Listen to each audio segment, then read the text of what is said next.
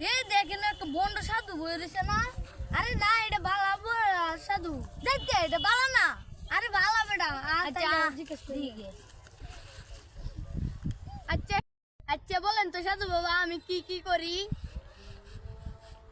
Bond সাধু বাবা কিতে কইব? না পারে বন্ড বাবা কোনছেন আমি কিতে করি?